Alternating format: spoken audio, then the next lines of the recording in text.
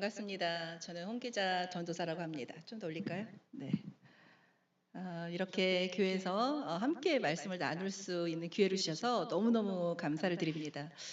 강정희 목사님하고 함께 사역했을 때 너무 행복하게 아이들을 섬길 수 있었고, 특별히 유학 와서 아이들이 부모 없이 혼자 있는 아이들이 그곳에서 되게 많은 결핍을 가지고 있어요. 그런데 그 아이들을 저희가 함께 12학년 아이들을 섬기면서 그 아이들의 엄마가 되어주고 아빠가 되어줬던 시간이었습니다.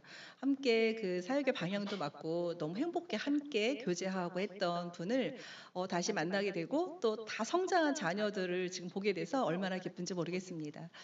함께 말씀을 나눌 텐데 기도 먼저 하고 시작하겠습니다.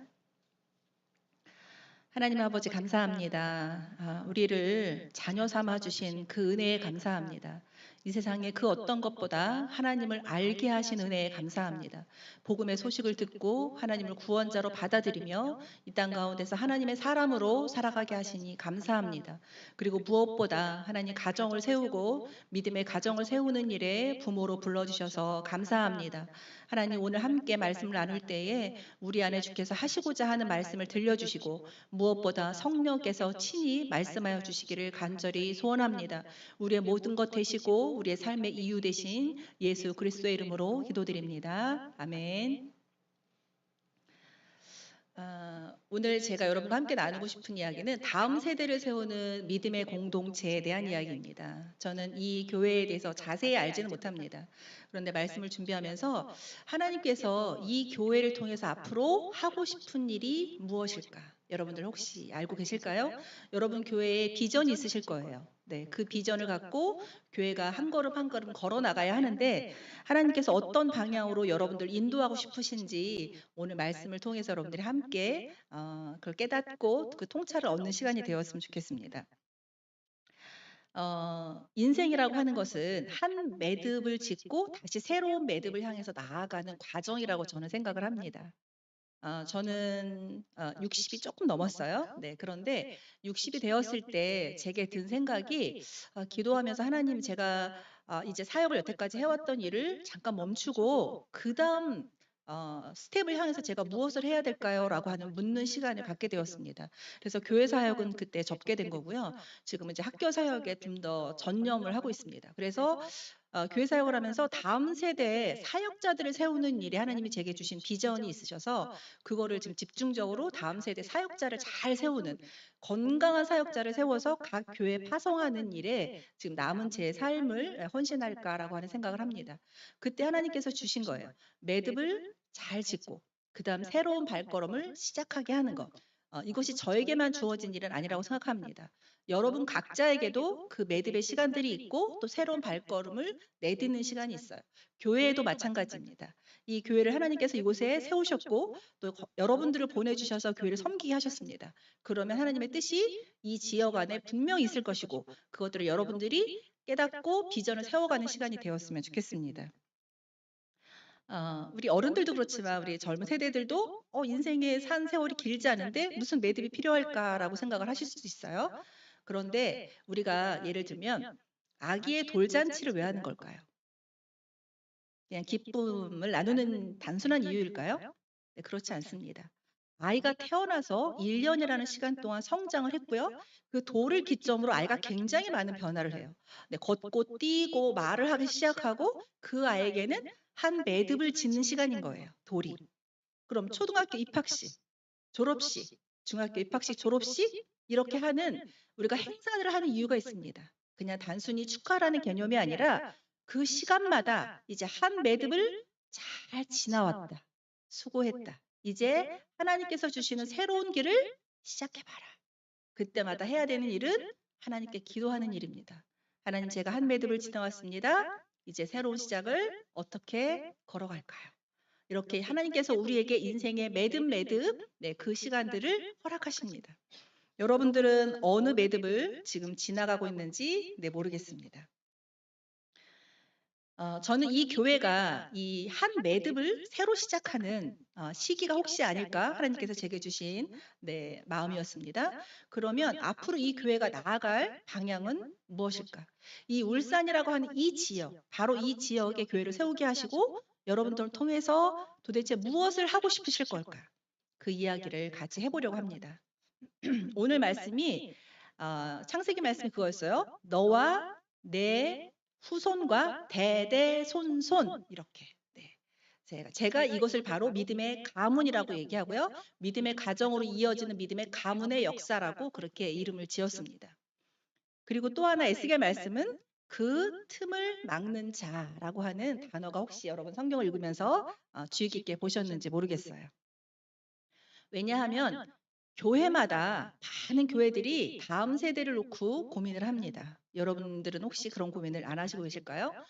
저는 그러니까 제가 어리고 자랐을 때만 해도 교회에 아이들이 정말 많았어요.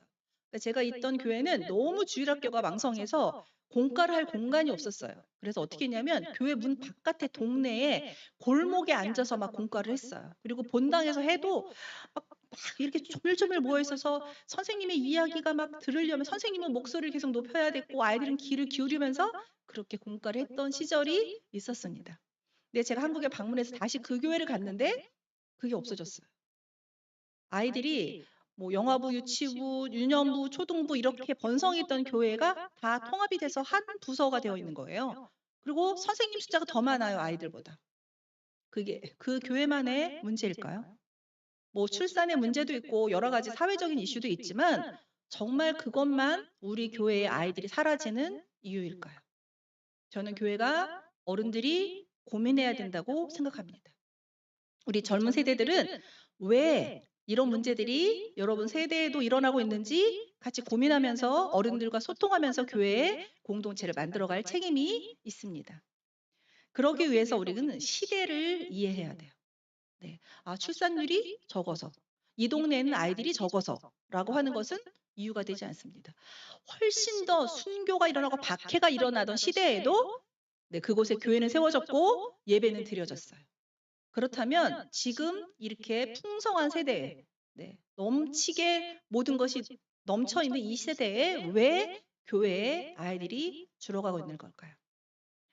2세대 증후군이라고 하는 것이 있습니다. 혹시 여기 신앙의 1세대 분들 계실까요? 손 들어보실래요? 1세대 첫 번, 내가 처음 우리 집안의 믿음의 1세대다. 꽤 많으시네요. 네, 정말 여러분들 수고가 많으세요. 1세대가 얼마나 어려운지 제가 신앙이 1세대예요. 저희 집에 제가 첫 번의 믿음의 사람이었고요. 지금은 거의 모든 우리의 가문이 믿음의 가문으로 바뀌었습니다. 몇십 년 만에. 선교사, 목회자 뭐 이렇게 굉장히 많이 나오게 되었어요. 그런데 첫 세대로 제가 처음 교회를 갔을 때는 정말 어려웠어요. 교회를 가면 어른들이 막 머리를 끌고 못 가게 하기도 하고 저희 엄마 같은 경우도 엄청난 구박을 받으셨어요. 교회를 가서 예배를 드리는 일이. 네. 그렇게 1세대들은 목숨을 걸고 교회를 다녔어요. 여러분들은 혹시 그러셨는지 안 그러셨는지 그래도 뭐 그 정도 요즘 세대는 안 그랬을까요? 네, 힘들게 그렇게 복음을 듣고 하나님을 믿고 예배하는 일이 너무너무 어려운 세대였습니다. 2세대는 어떨까요? 네. 태어나자마자 우리 엄마 아빠가 예수님을 믿는 사람이에요. 자, 2세대 한번 손 들어볼까요? 네, 우리 젊은 친구들 네, 많습니다.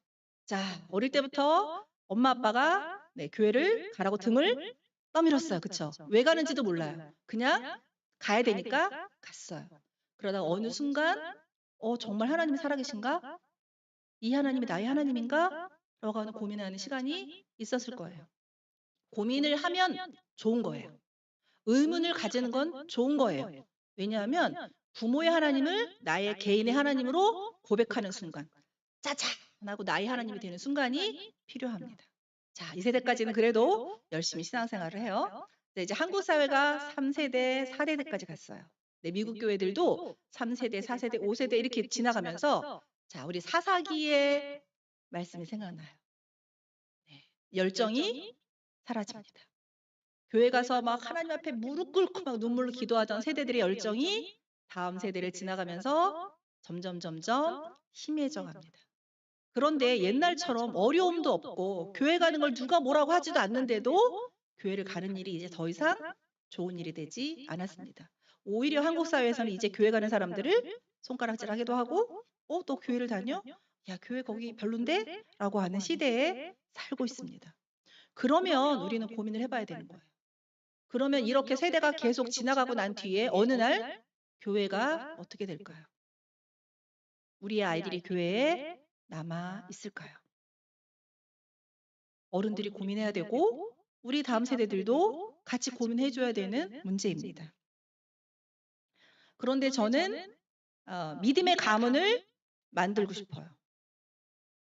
아까 창세기 말씀처럼 대대손손 믿음이 끊어지지 않고 마라톤을 하면 바통을 이렇게 이어주잖아요. 그것처럼 그것이 떨어지지 않고 다음 세대까지 계속 이어지는 세대를 만들고 싶어요. 근데 이게 제 생각이 아니고 하나님의 명령이에요. 명령. 해도 되고 안 해도 되는 게 아니라 꼭 해야 되는 명령이에요.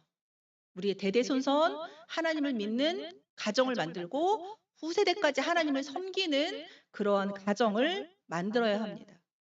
그래서 저는 그것을 믿음의 가문이라고 이름을 지었어요.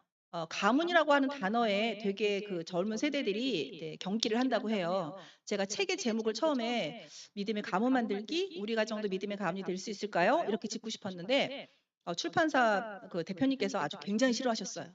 그런 단어를 쓰면 젊은 사람들이 가문이란 단어에 경기를 한다는 거예요. 그래서 안 된다고 하시더라고요. 근데 제가 말하는 가문은 유교적인 가문이 아니에요. 자, 요즘 한국 사회에 유행하는 말 금수저. 그렇죠? 혹시 여기 계신 분들이 금수저 계실까요? 네, 저는 막 흑수저도 안 되는 것 같아서. 네, 그건 뭐예요? 부모가 쌓아놓은 재물과 명성이 자녀에게 그냥 그 집에 태어났다는 이유로 가는 거예요.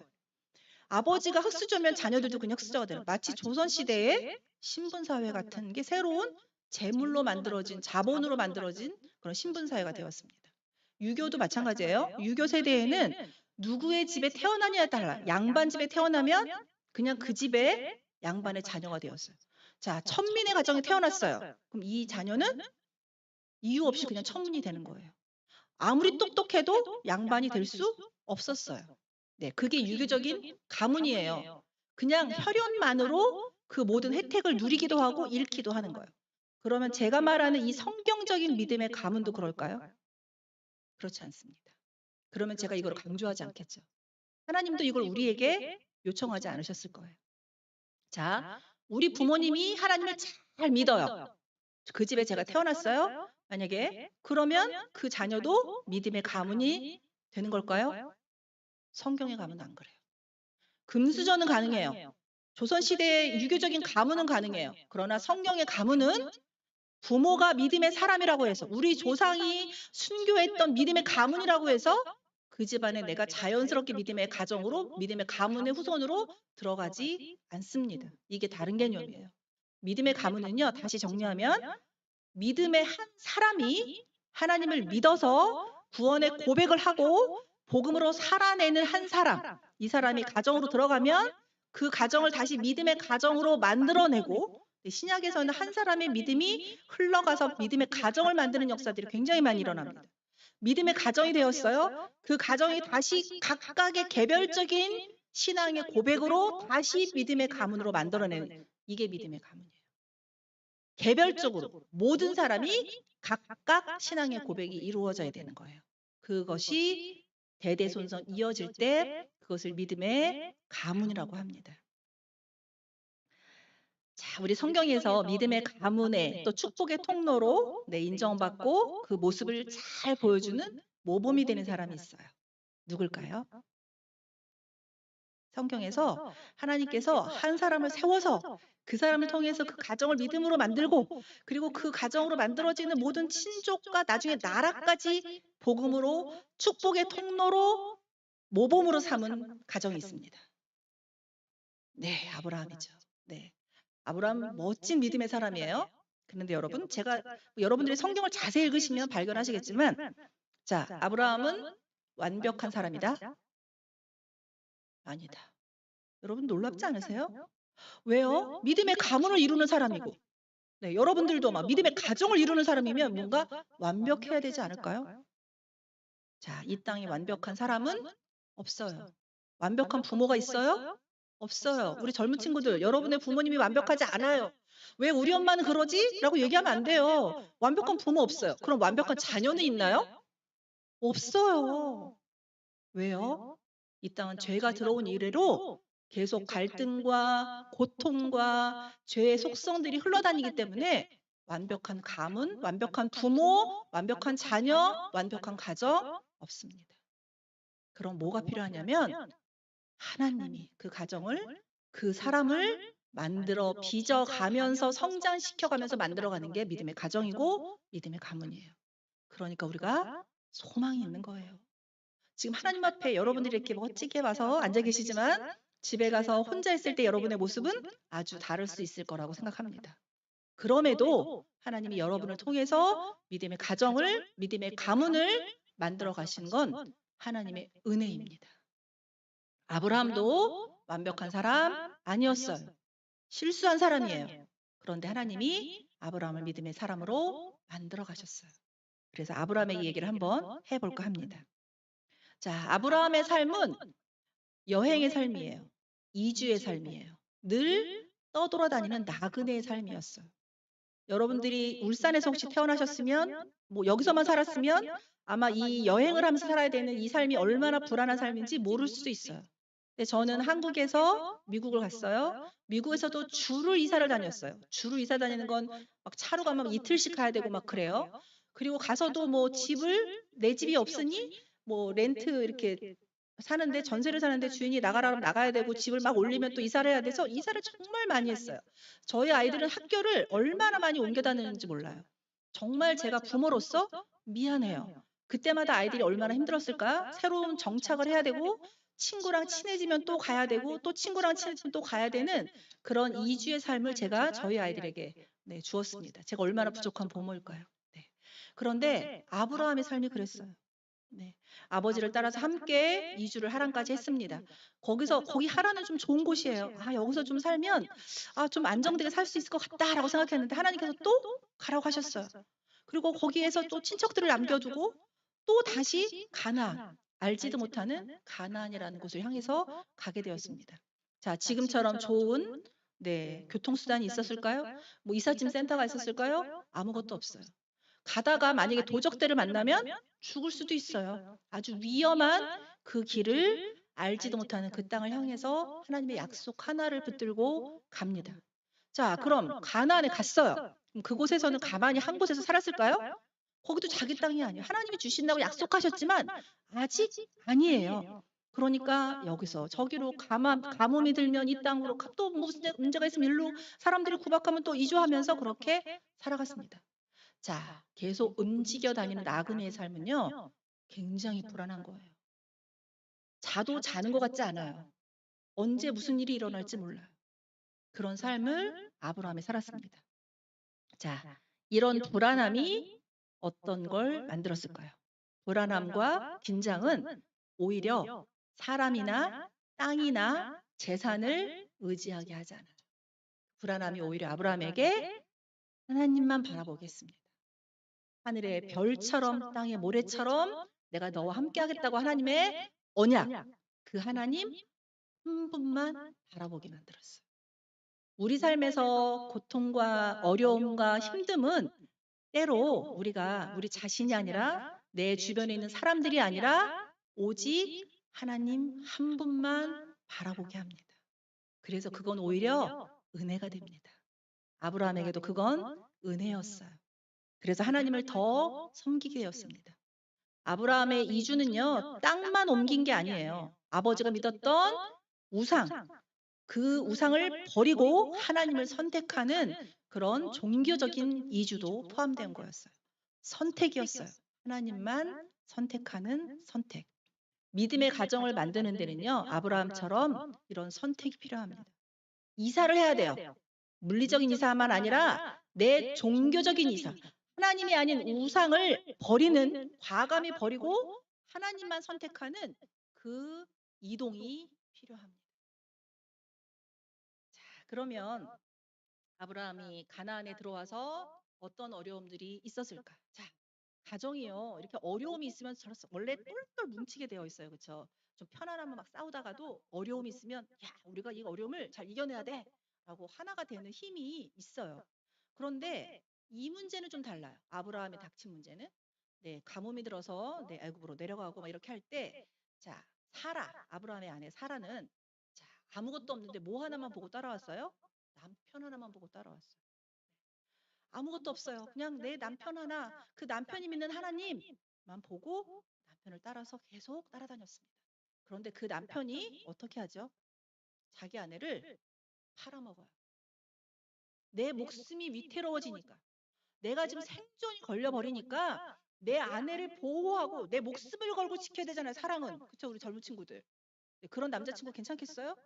아니, 내가 어려운데 나 버리고 만약에 저기서 막 자동차가 달려오는데 나 던져버리고 도망가는 그 남자, 그 여자, 안 되죠. 네, 안 돼요. 근데 지금 아브라함이 어떻게 하고 있는 거예요? 목숨이 위협을 당하자 자기 아내를 다른 남자한테 줘버려요. 자, 믿을 만한 사람인가요? 사라가 어떤 생각을 했을까요? 야, 나 이 남자 믿고 살아도 될까? 언제든 나를 버릴 수 있구나. 네, 남자분들 너무 당황하지 마세요. 네, 이거는 남자의 문제가 아니라 네, 인간의 본성의 문제. 그래서 그때부터 그 가정에 뭐가 생기냐면요. 틈이 생겨요. 부부 사이에 사라는 어떤 표현이나 이런 걸 하지 않아요. 성경에 나와 있지 않아요. 그것 때문에 어떤 문제를 제기했다라고 하지 않아요. 할 수 없었을 거예요. 그런데 뭐가 생겼을까요? 우리는 보지 않아도 알아요. 부부 사이에 분명히 틈이 생겼을 거예요. 그 틈은 점점 어떻게 될까요? 벌어지게 돼요. 메꾸지 않으면 아까 제가 에스겔 말씀을 같이 성경 본문으로 택한 이유가 있어요. 가정 안에 틈이 생겼을 때 이 틈을 메꾸지 않으면 틈은 점점 벌어져서 점점 더 벌어지고 나중에 메꾸기 어려운 상황까지 오게 됩니다. 자, 아브라함과 사라가 그 틈을 메꾸는 노력을 하지 않았던 것으로 보여요. 왜냐하면 그 뒤에 성경의 이야기들을 읽어봤을 때 아브라함과 사라의 그런 삶의 태도들이 그걸 보여줘요. 사라는 자기 가정의 문제를 해결하라고 합니다. 내가 아이가 없어서 우리 남편이 나한테 그러는지도 모르겠다. 우리는 어떤 문제가 닥치면요. 자신을 탓하는 경향이 있어요. 아, 내가 뭔가 부족해서 그랬나 봐. 저 사람이 잘못했는데도 아, 내가 뭘 잘못해서 나한테 이렇게 됐나 봐. 라고 하는 게 우리 사람들의 어떤 성향 중에 하나예요. 사라도 그랬던 것 같아요. 남편도 믿을 수 없는데 나는 아이도 없어. 그러면 만약에 나는 무슨 일이 생기면 이 사막 같은 이 땅에서 나는 버림받겠구나 라고 하는 생각을 했던 것 같아요. 그래서 하가를 보내어 거기서라도 자손을 얻겠다라고 하는 인간적인 방법을 사용합니다. 그런데 여러분, 우리가 하나님의 뜻을 이루는데 하나님의 방법을 사용하지 않으면 어떤 일이 벌어질까요? 갈등과 고통이 찾아옵니다. 사라도 하나님의 때를 기다리지 못했어요. 분명히 하나님이 하늘의 별처럼 땅의 모래처럼 자손을 주시겠다고 했잖아요. 그러면 하시겠죠. 하나님 못 하시는 게 없는. 근데 사라 입장에서는 안 될 것 같은 거예요. 그럼 꼭 내 자손은 아닐 수도 있잖아. 아브라함의 자손은 되지만 내 자손은 아닐 수도 있잖아. 라고 하는 생각을 하게 돼서 하가를 남편에게 줍니다. 이스마엘이 태어나죠. 자, 이 문제는 그 가정에 어떤 문제를 일으킬까요? 이스마엘과 나중에 태어난 이삭 사이에 형제 간의 갈등. 그 다음에 하갈과 사라 사이의 갈등. 그 가정 안에 계속 갈등이 일어납니다. 물론 우리 가정에 갈등이 없는 가정은 한 가정도 없어요.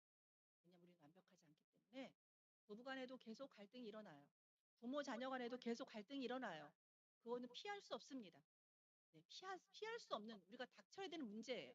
중요한 건 정말 가능하면 그 갈등의 싹을 만들지 않는 게 필요합니다. 그런데 사라는 그 갈등의 씨앗을 그 가정에 던졌어요. 그래서 갈등이 생겼습니다. 자, 이스마엘 입장을 생각해 보자고요. 이스마엘은 장자예요.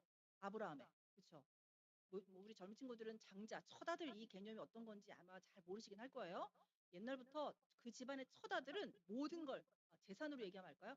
재산을 다 가져가고 축복도 다 가져가요. 굉장히 중요한 자리겠죠. 이스마엘은 장자예요. 당연히 이 집안에 내가 장자인데 자, 이삭이 태어나고 이스마엘은 장자의 자리를 뺏겨요. 이스마엘은 어떤 생각이 들까요? 왜? 우리 엄마가 사라가 아니라서? 우리 엄마가 이스라엘 사람이 아니라서? 왜 나는 장자인데 왜 장자의 자리를 다 뺏겨야 되지? 이스마엘 안에 분노와 결핍이 있어요. 그래서 어떻게 해요? 이삭을 괴롭히기 시작해요. 사람이 내 안에 결핍과 분노가 쌓이면 그거를 자기를 괴롭히는 사람이 있고요. 어떤 사람은 남을 괴롭히는 데 사용하는 사람이 있어요. 자, 이삭은 늦게 얻어서 사랑을 많이 받고 자라서 항상 행복해요. 행복하게 자라요. 그러나 자기 형제를 자기를 괴롭힙니다. 집안에 있는 갈등의 문제들 속에 들어가게 됩니다. 자, 그러면 나중에 결국 사라가 어떻게 하죠? 하갈과 이스마엘을 쫓아내. 사막으로 그냥 쫓아내버려. 뭐 가서 뭐 집을 지어주고 막 먹고 살 만한 걸 해주는 게 아니에요, 아브라함이. 재산도 되게 많은데 그냥 사막으로 쫓아내요. 물 한 포대 지어주고.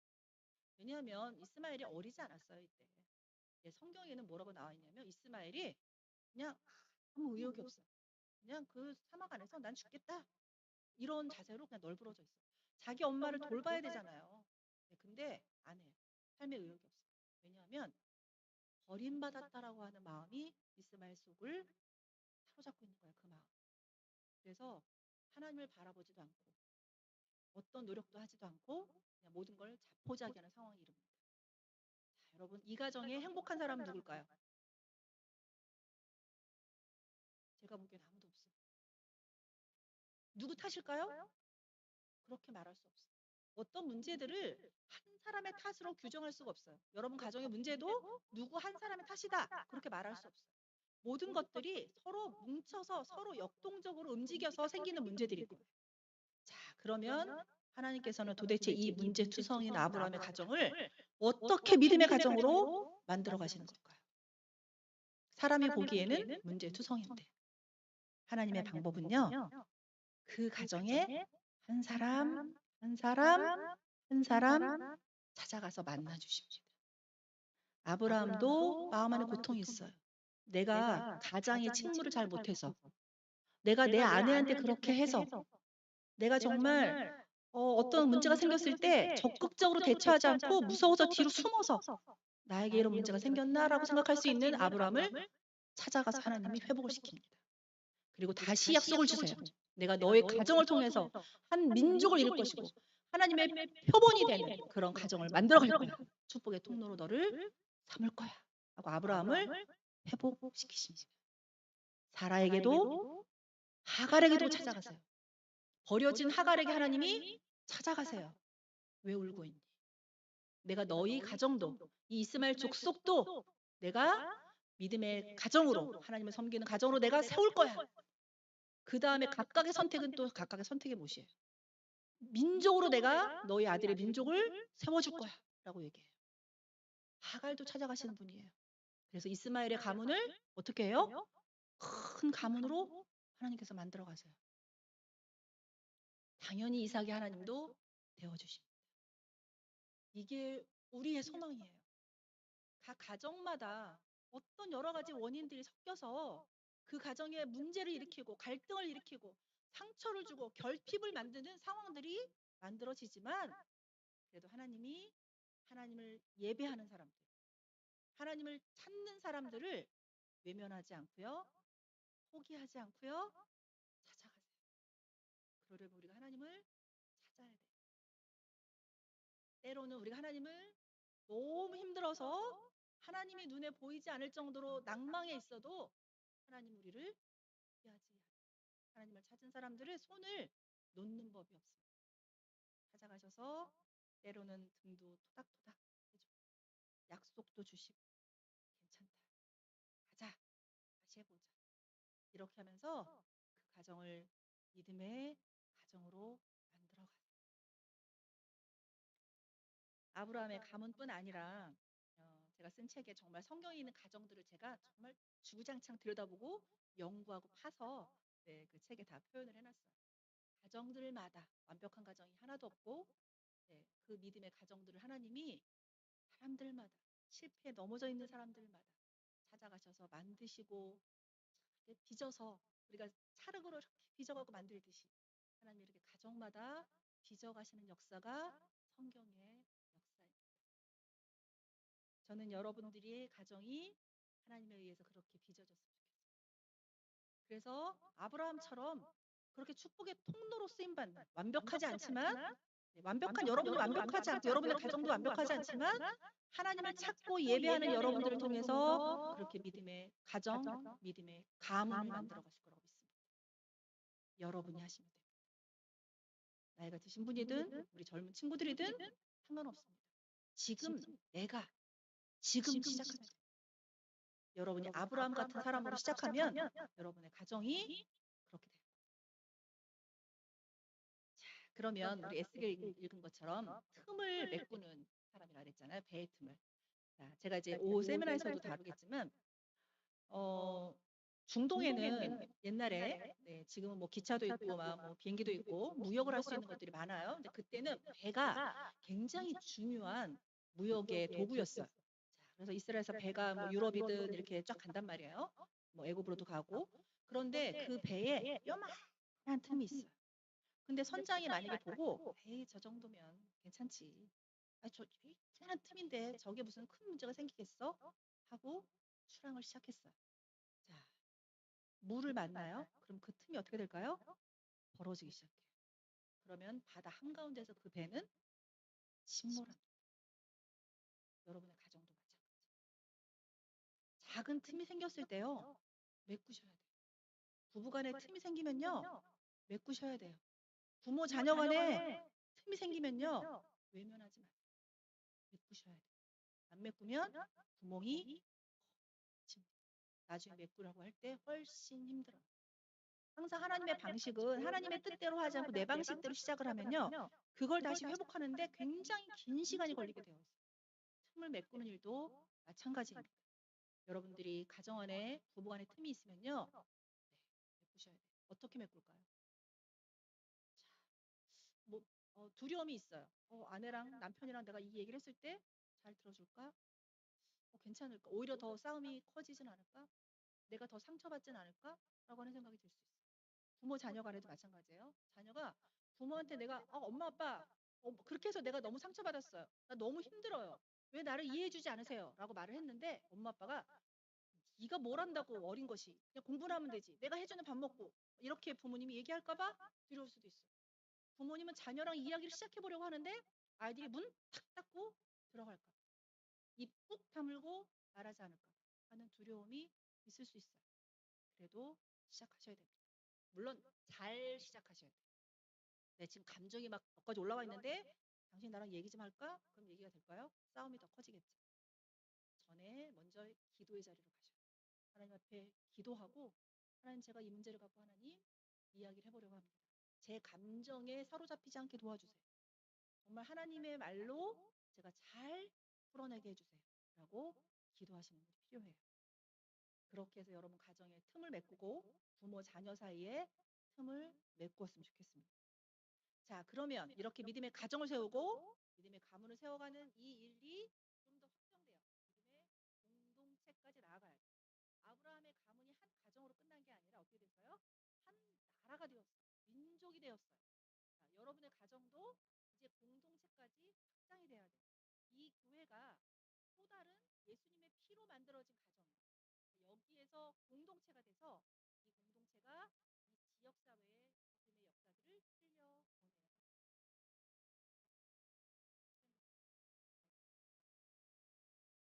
그럴 수 있는 두 가지 방법을 간단히 이 교회를 통해서 믿음의 사람들이 와서 훈련 받아야 돼요. 그렇죠? 그리고 그 사람들이 이 지역 사회에 흩어져서 영향을 발휘해야 된단 말이에요. 그럼 어른 세대가 할 일은 믿음의 세대를 키우는 일이에요. 이 교회가 젊은 세대들이 나 저 교회 정말 가고 싶어. 저기 복음하는 교회가 있대. 거기 갔더니 새로운 역사들이 일어난대. 복음의 역사들이 일어난대. 살아계신 하나님이 그곳에 보인대. 어른들이 우리를 환대한대. 거기 갔더니 믿음의 좋은 사람들을 만나서 내 상처가 치유되는 역사들이 일어난대. 소문들이 지역사회에 일어나야 돼요. 아이들이 갔는데 어른들이 배척하지 않더라. 우리 이야기를 다 들어주는 어른들이 있더라. 라는 소문들이 이 지역사회에 퍼져야 돼요. 학교에도 퍼지고. 그러면 세대들이 이곳을 찾아올 거예요. 어른들에게 와서 물을 거예요. 어떻게 해야 돼요? 제가 지금 이런 고민이 어떻게 될지 모르겠어요. 혹시 엄마 아빠한테 말하지 못하는 고민. 우리 어른들, 믿음의 어른들에게 와서 이야기하세요. 저를 위해 기도해 주세요. 제가 지금 너무 힘든 순간이에요. 기도가 필요합니다. 격려해주고 위로해주고 그렇게 세대들을 세워갈 수 있도록 믿음의 세대를 만드는 일이 이 교회가 하나님이 주신 일이라고 저는 생각합니다. 그러려면 오픈되어 있어야 돼요. 교회가. 문도 열어야 되지만요. 마음이 열어야 돼요. 많은 교회들이 어른들 중심으로 교회를 움직여요. 재정도 어른들 위주로 쓰고요. 여기는 안 그러시겠죠? 네. 아이들에게 재정도 사용하고 아이들을 위한 여러 가지 준비도 하고 아이들에게 더 많은 것들을 해주는 그런 교회. 다음 세대를 세워가는 교회. 그래야 이 교회가 50년, 100년 뒤에도 복음으로 살아있는 이 울산의 복음의 그런 소식들을 전하는 교회가 될 수 있을 거예요. 그러려면 어른들의 역할이 중요합니다. 마음껏 아이들이 올 수 있는 공간을 만들고 아이들이 와서 실컷 자기들의 얘기를 할 수 있는 마음의 공간도 만들어야 돼요. 그러면 지금도 이렇게 약간 분리돼서 앉으셨는데 다리가 생겨요. 다리. 네. 예수님이 오셔서 하신 일이 뭐예요? 하나님과 우리 사이에 다리를 만드셨어요. 우리가 아무리 노력해도 이 죄로부터 벗어날 수가 없었어요. 그때 예수님이 우리가 하나님 앞으로 가는 일이 너무 어려우니까 어떻게 해요? 예수님이 친히 내려오셨어요. 그래서 우리에게 하나님께로 갈 수 있는 다리를 만들어 주셨어요. 어른들이 그 일을 하셔야 돼요. 자, 예수님이 우리를 끌고 올라가신 게 아니에요. 내려오셨어요. 자, 어른들도 어떻게 해야 돼요? 애들에게, 다음 세대들에게 내려가셔야 돼요. 이게 성육신입니다. 다음 세대들의 마음속으로 내려가셔야 되고요. 다음 세대를 언어를 이해하셔야 돼요. 네, 여러분들 혹시 소통되세요? 다음 세대들 언어 어려워요. 보이지 않는 언어들이 있어요. 그거를 마음을 들여다보고 그 언어를 이해하셔야 돼요. 그래서 마음의 다리를 놓아야 되고요. 문화의 다리를 놓아야 되고요. 언어의 다리를 놓아야 돼요. 여러분 교회가 다음 세대 사이에 다리를 놓길 바래요. 그래서 우리 세대들이 우리 어른들을 통해서 이 교회를 통해서 다리를 연결하다 어디까지 가냐면 예수님에게까지 하나님에게까지 그 다리가 연결될 수 있을 것입니다. 아이들에게 강요한다고 되지 않아요. 옷을 좀 요즘 애들 배꼽 티도 있고 막 그런 거 중요하게 생각하지 마세요. 하나도 안 중요해요. 그게 뭐가 중요해요? 저 아이 마음에 뭐가 들어있는지가 중요하죠. 아이들 속에 있는 찬란한 보석 같은 것들이 있어요. 그걸 봐주세요.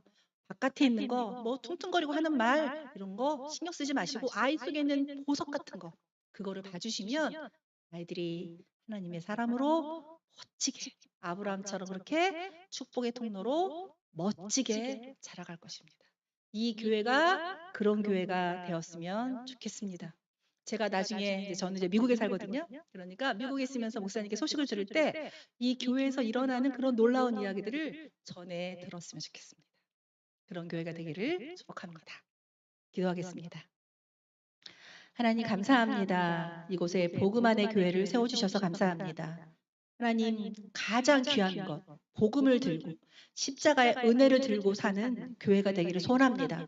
하나님 복음의 힘이 있습니다. 그 능력으로 이 울산 지역에 주님의 사람들을 만들어내고 복음이 흘러가는 교회로 하나님 사용하여 주시옵소서. 다음 세대를 잘 세우게 하여 주시옵소서. 하나님 그리하여 그 세대들이 이 세상 가운데 문화를 거슬러 올라가며 하나님의 복음으로 힘을 얻어서 하나님 세상을 변화시키는 그러한 아이들, 그러한 교회가 될 수 있도록 하나님 일하여 주시옵소서. 그렇게 일하실 하나님을 기대합니다. 아브라함처럼 축복의 통로로 쓰이는 가정, 그런 가문, 그런 교회가 될 수 있도록 하나님 일하여 주시옵소서. 예수님의 이름으로 기도드립니다. 아멘.